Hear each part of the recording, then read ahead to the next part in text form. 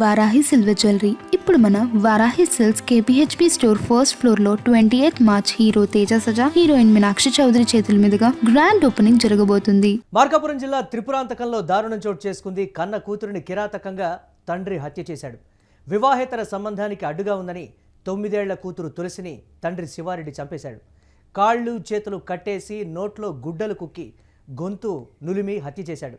వివాహేతర సంబంధం పెట్టుకున్నటువంటి మహిళ ఇంట్లో మృతదేహం లభ్యమైంది. శివారెడ్డితో పాటు మహిళను కూడా పోలీసులు అరెస్టు చేశారు.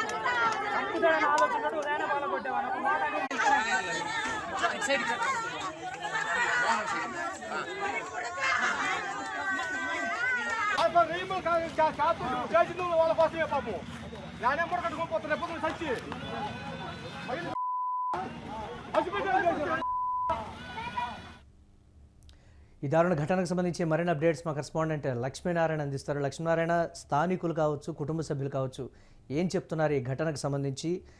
అతన్ని విచారిస్తున్నప్పుడు ఎటువంటి విషయాలు చెప్పాడు అతను? మురళి, ఇది ప్రధానంగా అసలు మానవత్వానికే మచ్చ తెచ్చే ఘటన.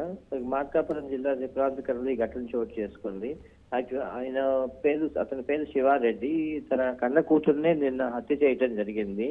అది చూసిన వాళ్ళు ఎవరైనా సరే అసలు కంట కన్నీరు తెప్పిస్తా ఉంది. ఎందుకంటే అసలు పాప కనిపించట్లేదని చెప్పి ఆ తల్లిదండ్రులు ఇద్దరు పోలీస్ స్టేషన్ లో కంప్లైంట్ ఇచ్చారు. శివారెడ్డి, ఆయన భార్య.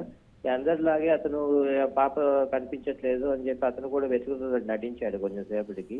కానీ తర్వాత అసలు ఎందుకు అనుమానం వచ్చిన తర్వాత వాళ్ళకి గతంలో ఉన్న ఆ పాప అప్పటికే శివారెడ్డికి వేరే మహిళతో సంబంధం ఉందనే విషయాన్ని తన బంధువులకు తెలిపింది. అందువల్ల ఆ పాప ఒకవేళ ఇతను ఏమైనా చేసి ఉంటాడని చెప్పి ఆ బంధువులు ఆ మహిళ ఇంటికి వెళ్లి చూడగా ఆ పాప అక్కడ కనిపించింది. అక్కడ చూసినప్పుడు ఆ పాప నోట్లో అంతా ఒక చిన్న బట్టల కర్చీఫ్ లాంటిది నోట్లో కుక్కేసి ఆ పాపని గొంతు తీసుకు చంపినట్లు కనిపించింది.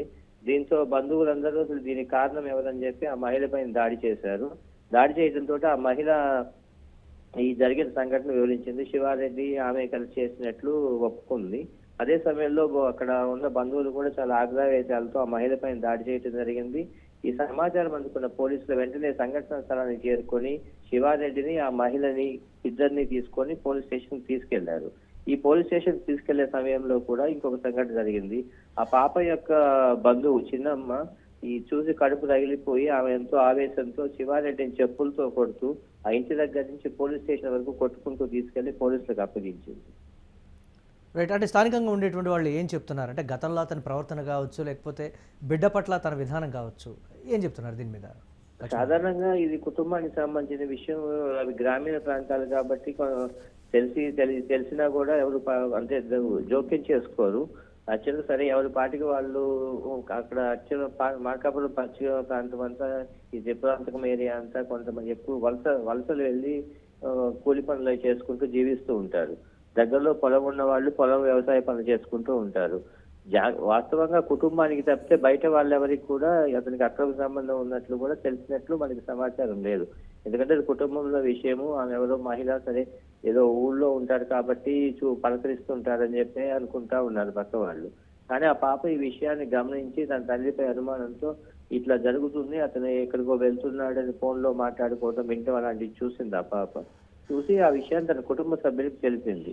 మొన్న కూడా పాపను హత్య చేయడానికి కారణం ఏమిటంటే అతను ఒక 4-5 రోజుల క్రితం ఆ మహిళతో కలిసి ఏకాంతంగా ఉండగా ఆ పాప చూసింది.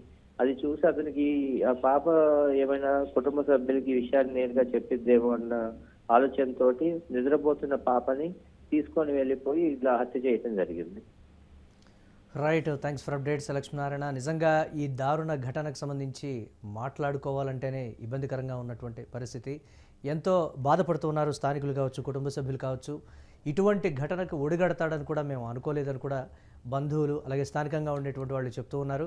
మార్కాపురం జిల్లా త్రిపురాంతకంలో దారుణం చోటు చేసుకుంది. కన్న కూతురుని ఓ తండ్రి కిరాతకంగా హత్య చేసినటువంటి ఘటన వెలుగు చూసింది. వివాహేతర సంబంధానికి అడ్డుగా ఉందని 9 ఏళ్ల కూతురు తులసిని తండ్రి శివారెడ్డి చంపేశాడు. కాళ్ళు చేతులు కట్టేసి నోట్లో గుడ్డలు కుక్కి గొంతు నులిమి హత్య చేశాడు. వివాహేతర సంబంధం పెట్టుకున్నటువంటి మహిళ ఇంట్లో మృతదేహం లభ్యమైంది. ఇక శివారెడ్డితో పాటు ఆ మహిళను కూడా పోలీసులు అరెస్టు చేసి విచారిస్తున్నారు.